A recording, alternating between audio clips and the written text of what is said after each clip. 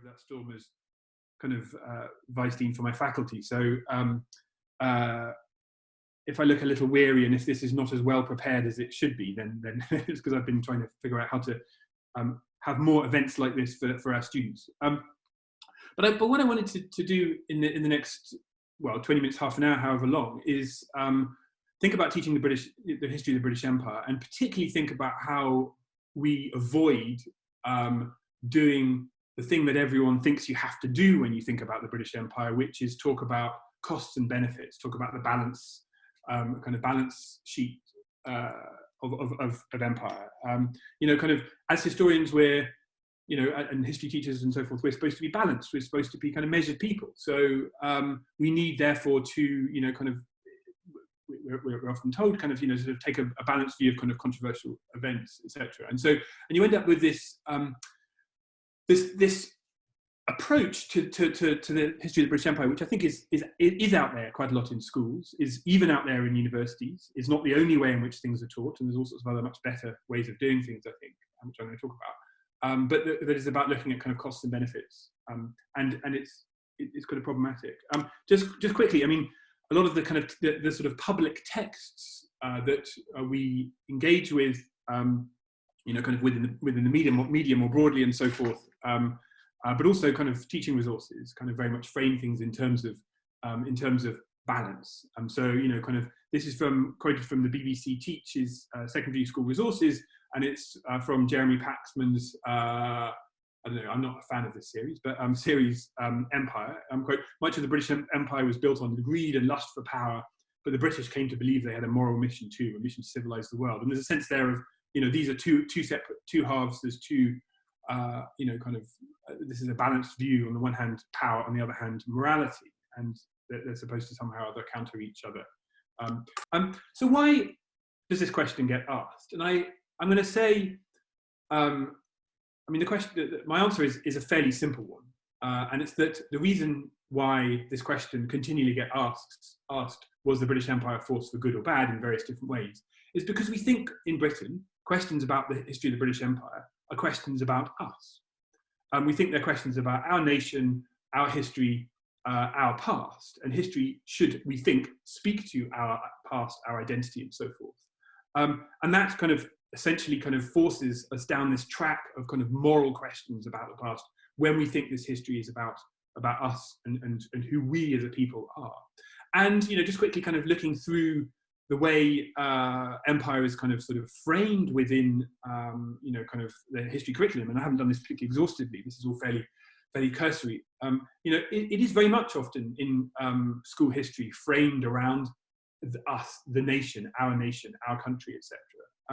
Looking at AQA GCSE history, as I did earlier today. This is, as I said, all put together very quickly, but kind of there's a sort of module on shaping the nation where kids consider empire, and they're asked to consider the causes, impact, and legacy of empire upon the ruled and ruling in the context of Britain's acquisition of retreat from empire, and then to think about the 20th century legacy of empire. And there's it looks like an interesting kind of sort of collection of resources and so forth there, but kind of it leads students down this line of, was empire good or bad? What was the legacy now? Lots of questions about migration, about identity, and so forth, which are all very interesting, but they all kind of end up with this sort of how did empire shape our country? Contrast with kind of other thematic modules on history of Nazism in Germany, Tsarist Russia, the American Civil War, none of which, it seems to me anyway, ask questions about legacy, none of which ask questions about kind of sort of were they good or bad, and I think then they also and there's something else that they also do which is very different, which I'll come to in a moment. But so there's a kind of different. So my point is, there's a different. When we think about the British Empire, we ask a different set of questions. We frame the topic in a totally different kind of way because we are asking questions about the history of our nation, and I think that's something that leads to leads us to kind of move in a problematic direction. So I'm kind of on this slide, just summarising what I just said. Why is it that we moralise empire? Well, because we think the history of the British Empire is and also our recent history. We think it matters to modern Britain in a way that other histories don't. And I think also, then that means that as empires appeared in contemporary debate over particularly last few years, specifically since, the Iraq War, Niall Ferguson's empire was produced a couple of years after that, but more, more recently, a number of, more sort of, there's been a recent spurt of interest in empire around Brexit, etc., etc. Then I think the history of the British Empire ends up being used as a proxy really for arguing about Britain now. I think what I'm edging towards saying is that when we have this debate about empire, in terms of good or bad, was empire a good thing? Was empire a bad thing? When we ask those kind of questions, I'm not sure we're really doing history at all. I think we're doing something different, something interesting, but not history. My point is, and I'm going to offer quite a hard line on this, that the history of the British Empire is not our recent history, and it doesn't matter to Britain now as much as we might think. But we don't notice those things for an important reason. And the reason why we don't notice those things, and we don't treat the history of the British Empire often in the ways that we're teaching it now, in the ways that, in this kind of problematic way, I think, is because we assume that Britain is an unchanging entity. It remains the same through time. And thinking of kind of Arthur's, kind of talk, I think the question that we're not, when we're teaching, and I'm saying we are teaching the British Empire. There's lots of fantastic teaching of the British Empire in schools and also in universities. But when we pose this question about sort of the morality of empire, the way I'm talking about, we don't ask. We forget to ask the most important question, which was, through time, what was Britain? What do we think Britain was? What if you like, was the subject of this empire?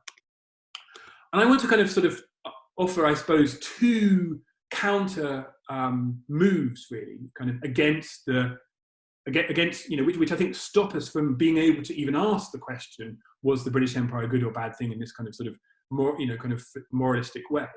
And they are to, first of all, suggest that the British Empire was, an extraordinarily diverse entity over time and space, and that, kind of to an extent to which you cannot even talk, kind of ask, you can't straightforwardly even, treat it as a subject or an entity or the same kind of thing at all. In the history, I think the question that we need to be asking, the question many historians ask, I think, is, kind of what was empire in particular places at specific points in time? How did it change? What, what did it have anything in common? What was different, etc. That those kind of questions lead you to see this extraordinary kind of sort of diversity of quote unquote British power through the world that actually makes it impossible, makes it very difficult to kind of ask this sort of very, very crude question around morality that I've been talking about. So that's the first kind of challenge, if you like, to this kind of moralization of empire. That empire was diverse. The key question: what did the territories of empire share? Kind of let's think only about the kind of 19th century, 19th and early 20th century. Well, the British Empire was kind of a diverse collection of territories that were ruled by very different forms of rule, very different principles, very different systems of government, had populations who talked about their own identity in very, very different ways, radically different, as different really as you can have in any, any system of, almost any system of government. Contrast, kind of late 19th century Australia and late 19th century India, for example, you have I guess what we might call a kind of sort of racial democracy, a society which is framed around kind of sort of, some kind of racial unity, where, based upon settlement, based upon people, the myth, if you like, or the belief anyway, that people have travelled from one place or to kind of settle, or a number of places to settle in kind of empty land and sort of govern themselves. And, that's central to the kind of sort of narrative of Britishness in late 19th century Australia that is emerging. Kind of the very kind of principles that are being used to understand, power are particular to that place in the British Empire in that particular location, compared to India. And I put here sort of a sort of flexible form of authoritarianism. Kind of late 19th century India is, has very, very limited kind of sort of, popular participation in government, obviously. There is a kind of a hierarchy.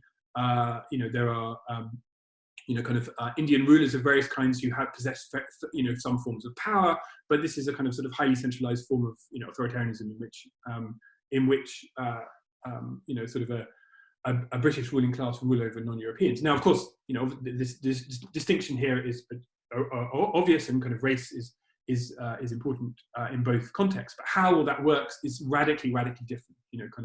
And even things like how different parts of empire actually thought about how they had become part of the British Empire is radically different. India was conquered within the narrative. The story that the British told about what they were doing in India was about conquest. In Australia, it was all about settlement. These are dramatic, radically different ways of thinking about power.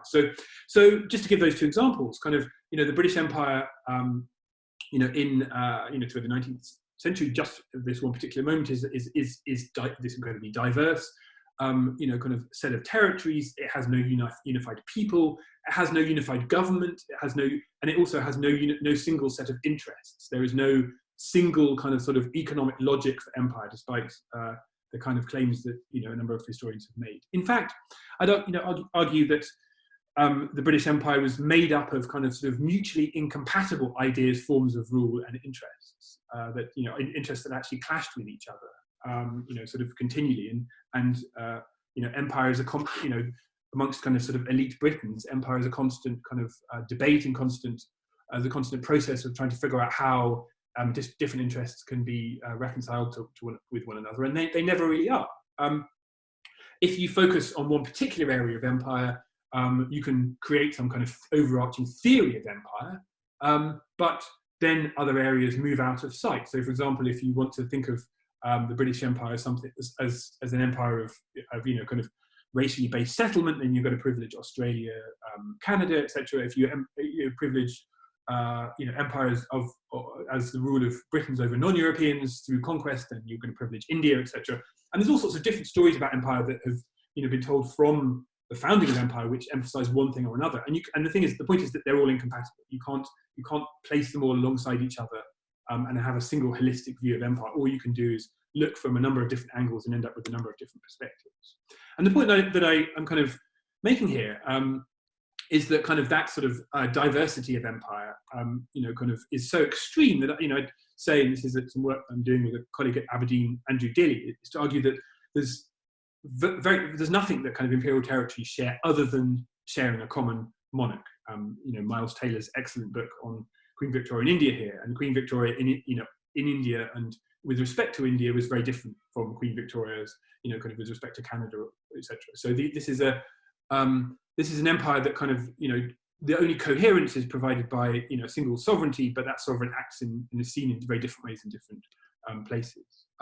If we think about kind of the ways in which the mechanisms by which people try to represent empire, kind of at these various moments, they were about plurality. They were about diversity in a certain sense, kind of, and the famous illustrated London Illustrated News from kind of mid 1880s map here, which is all about is in some senses a kind of representative of plurality, a representative of kind of plural forms of power, trying to stitch them together somehow through forms of connection. But you'll find, if you look at the detail, that there are sort of conflicts and rivalries and so forth. So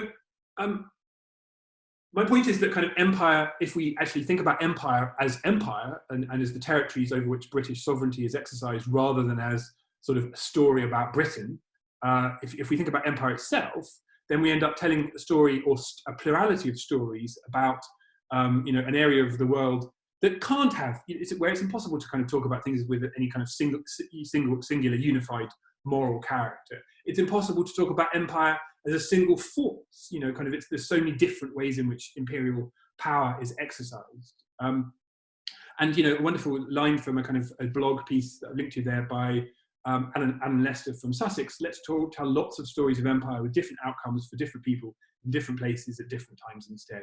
And let's appreciate that the way I think he means Britain here, or certain groups of people in Britain, might experience empire's legacies. Yes, he does, sorry. In Britain may be very different from the way that other people experience them. So, and my point here is that the history of the British Empire doesn't belong to Britain. The history of Britain's empire, doesn't belong to us, and expanding beyond that kind of sort of us and that sort of sense in which this is Britain's history, or Britain as we understand Britain now's history, really sort of undermines the kind of sort of possibility of of asking those kind of simplistic moral questions that we're talking about. So my first challenge then to sort of balance sheet approach to empire is that empire is too diverse to kind of tell any simple morality tale, or to kind of have any simple sort of sets of costs and benefits evaluated. My second point, though, is to some degree is to sort of reintroduce an element of morality into the story, and to note, though, that empire belongs to a world which was organised an empire in its diversity in the way in which I've been talking about it, belongs to a world which was organised dramatically differently from the way in which we, see the world being organised now. And so I've said that empire is diverse in spatial terms. I think also we need to recognise that it's not our history, because it involves a way of thinking about the world that is more radically different from kind of anything we're familiar with, anything we're comfortable with, kind of now than we might imagine.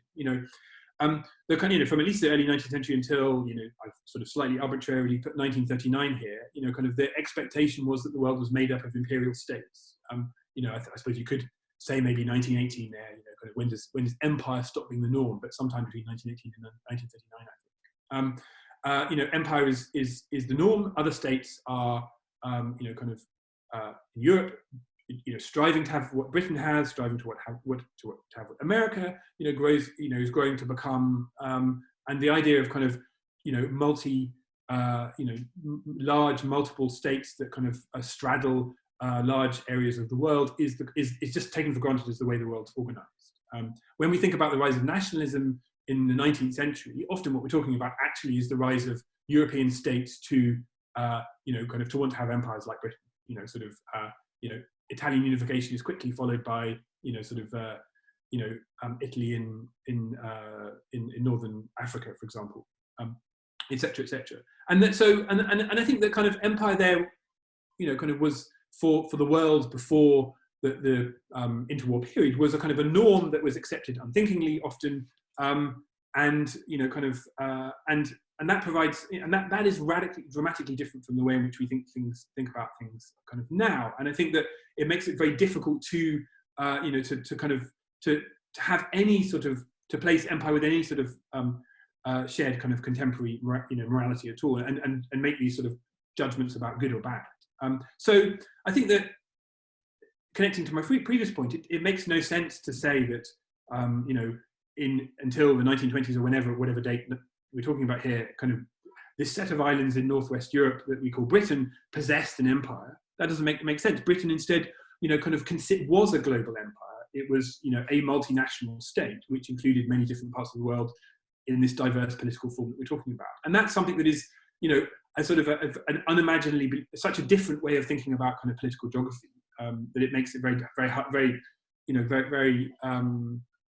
There's a huge conceptual move, I think, for students to kind of sort of put themselves in that kind of mindset to get to that kind of point. The contrast, just a couple of maps again, what does the world look like in 1914? It looks like it's a world of empires. It's not a world of nation states. It's a world of kind of sort of multinational states, in the way that this map nicely indicates. Contrast with the world after 1945, which is a world of we imagine as United Nations, as as nation states that each have their own flag, have their own sort of identity, culture, etc. And that's globalization, despite everything else, despite also various sort of like quasi-imperial ventures like Iraq or whatever. That's the kind of dominant framework within which we think about global power. So to kind of really understand empire, you need to kind of sort of move out of a kind of late 20th century way of thinking about politics and power to something that is radically different, to a degree that, as I've said, I think involves kind of getting students to think about a radically different kind of sort of moral landscape within which kind of states kind of conquer each other, contain racial hierarchies within them, contain sort of moral hierarchies within them in a way that is I think very, as I say, difficult to get to grips with now. I think I kind of want to go slightly further than that and say that that actually kind of there's something about the epistemology of history writing that is about the way in which it emerges from a kind of sort of post-war, sort of post-1945 world, post, if you like, decolonization world. It's hard to think of history kind of without what am I trying to say here? Sorry. Fundamental to the way we think, sort of even epistemologically about history, I think is a sense of the importance of human agency, is a sense of kind of a certain degree of cultural plurality, is a certain sense of the importance of kind of sort of non-hierarchical ways of thinking about difference. And I think that kind of it's hard to these are kind of woven into the very practice of history writing that I don't think any kind of the sort of right-wing pro-imperial historians kind of would even challenge. And yet I think those ways of thinking about the past kind of I think kind of rooted in a sort of in a world where empire is no longer the kind of sort of normal way of understanding the world. In the same kind of way, and I think there's potentially analogy here in thinking about the history of religion, where it's we don't think it's acceptable, despite obviously our own individual beliefs, we don't think it's acceptable to to use God as a causal factor within human history, in history writing, I presume. Kind of, but yet we obviously kind of want to explain, why, the Inquisition existed, why, sort of people have been moved by religious, passions at various moments kind of in human history. And I think the same, if you like, there's the same sort of set of, there's an analogy there in terms of kind of this kind of normative assumptions that we make about, that we draw from when we are writing history now, which I think make it kind of make empire something that is almost outside of the kind of value system from within which we're writing, that then needs to be understood as something strange and different and quite peculiar.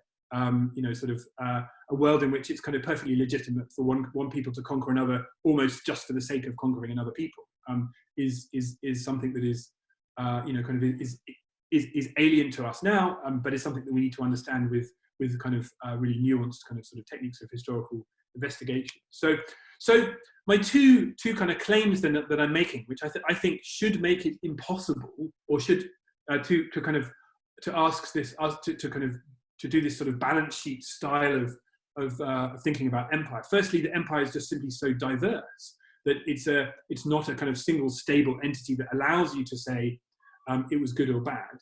Secondly, that it belongs to a world that is so kind of morally, conceptually, in every possible way, radically different from the world in which we inhabit. That kind of talking kind of with the morality of the present in the way in which kind of one that sort of question kind of forces us to do is simply kind of impossible.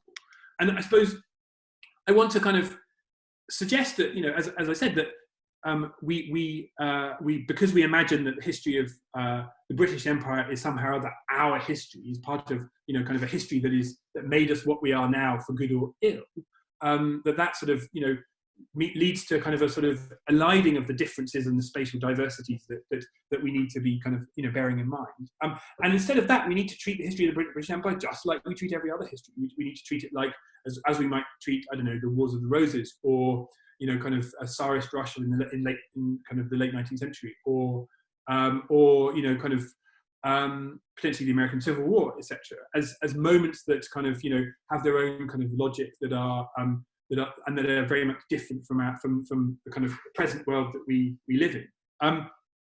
And that's kind of, if you like, the reason why we don't do that is because we imagine somehow or other that Britain is this single entity, unchanging entity that kind of existed in the past, that that at one point possessed an empire and no longer has an empire. And my point is that actually we need to kind of ask a question about the nature of Britain, the nature of this a nation, this society, whatever, kind of that is more kind of radical than that, and recognize that kind of Britain, before this process of decolonization was an empire. It wasn't that Britain possessed an empire. It was a kind of a multinational state. So in that sense, my sort of radical claim, or at least the claim I want to kind of, it would be interesting to test and to challenge students with, is that the entity that we're asking history to speak to, Britain, the nation state, simply didn't exist kind of in the 19th century, or kind of in the past that we're kind of talking about. I don't know if any of that makes sense from a kind of the point of view of kind of teaching history in school. I hope it does, and I think that I think that what I'm calling for, I think, is as I said, is to treat empire as the past, is to thinking about Arthur's comments, to kind of challenge the sort of in doing so challenge kind of subjectivism. It's simply empire is simply whatever you think of it, kind of, but also challenge the kind of certainty that exists, and encourage students to think, to be drawn by curiosity, to be drawn by a sense of kind of unfamiliarity, a sense that this is actually a world that is quite weird and strange, and where people were motivated and acted on the basis of kind of beliefs and passions and interests that are very different from those that maybe they they act out now. So it's that process of kind of defamiliarization, I think, which I think is an essential part of what history is often. Sorry, I think I should have written defamiliarize what we imagine is familiar there, and kind of sort of trying to kind of ask questions about kind of difference and strangeness, kind of in the way that, and the reason why I put up this kind of horrible histories cover is because I think that kind of the horrible histories often do that quite well. It's an approach that is that kind of, at least with my primary school age children, kind of elicits kind of curiosity, the asking of questions, kind of seeking, groping, grasping about things because they are so weird and kind of sort of uncomfortable, rather than as though that kind of sort of quite moral question that we often end up posing, that Jeremy Paxman and others kind of pose, rather than simply ending up using the history of the British Empire to confirm what we already know, which is not what history should be about, I don't think, at all. So, thank you. I hope everyone enjoyed that as much as I did. I thought that was absolutely fantastic. Just before we go on to questions, a plug for Jon, when I got talking. If you've not already read Jon's book, it's absolutely brilliant. I think it's your most recent one, Jon. It is, that's right. Yeah, it just completely changed how I thought about empire, especially with things about the kind of civilizing mission. Effectively, Jon's argument or Jon's claim is it doesn't really exist in India, at least in the same sense that we think of traditionally the civilizing mission. So I'd really encourage everyone to go out and get this and read it. It's really good. And kind of, thank you. That's great. No worries. So a couple of questions, Jon, as you've been talking, and they both, I guess, and Lydia, feel free to come in or post on the chat if I'm not quite summarising this right. But I guess they're kind of both about inquiry. So, Jon, I know we've spoken via Twitter about this initially, but I got in contact with Jon because I posted up a scheme of work that using Shashi Tharoor's book, which got more or less ripped apart, and I got lots of really good guidance from Jon and others. So I guess really in history, Jon, we in history teaching, we tend to pose an inquiry question to students, like that one that I'd used, how inglorious was the British Empire, or British India even, I think is what I used. We pose a question to students, and effectively a sequence of lessons will deconstruct that question, almost like a paragraph of each of an essay, as it would be if they were at university.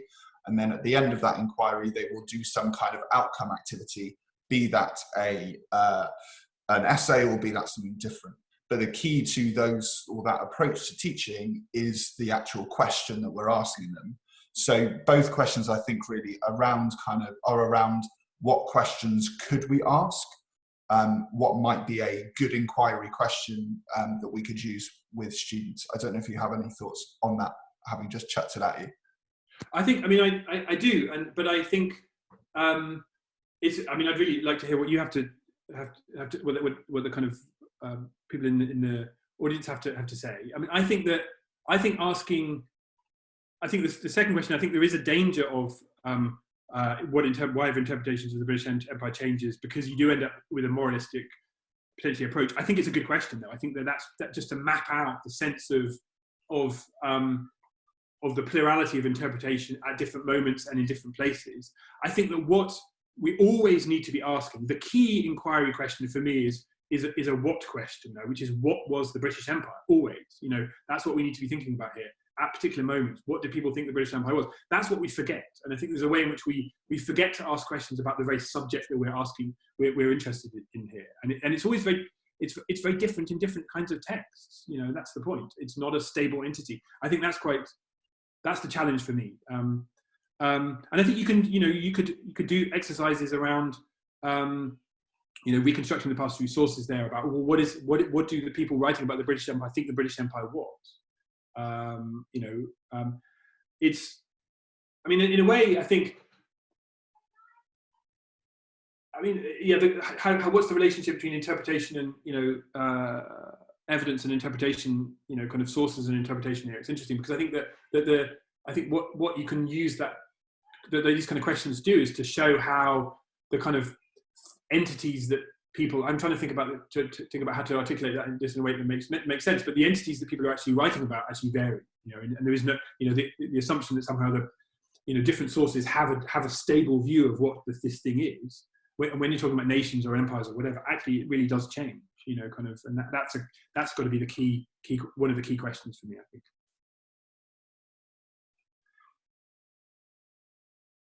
Sorry, I was muted. I think the other thing I would do is to get. I think what's really interesting is to get just students to think about the detail of what's going on, of practically what's happening, what does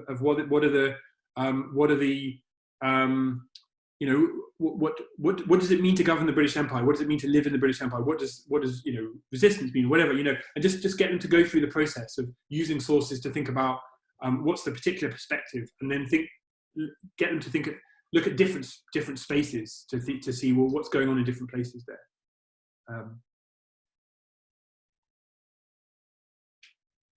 I'm sure I echo everyone else's thoughts when I say that that's really useful. And I think having that kind of approach almost, so this year, in my school, I've tried to teach empire really as the primary focus in year 8. And we've done that with varying levels of success. And I think the biggest difficulty we've had is in terms of having that broad approach. We've kind of done lots of in-depth studies on parts of the empire, but actually I wonder whether Jon's idea about almost kind of taking an overview and in the first instance and thinking, what does it mean to live in or govern as an indigenous person or as a British person, as a ruler? What does it mean to live in or govern different colonies or territories of the empire? I think that's a fantastic idea. I think you have to kind of, I guess you have to challenge what's really interesting about this is you have to, I guess, challenge the assumption the nation state is the dominant, is the way in which society is organized. So you have to kind of reframe how people think about what the world is made up of, 100 years ago, 200 years ago, whatever.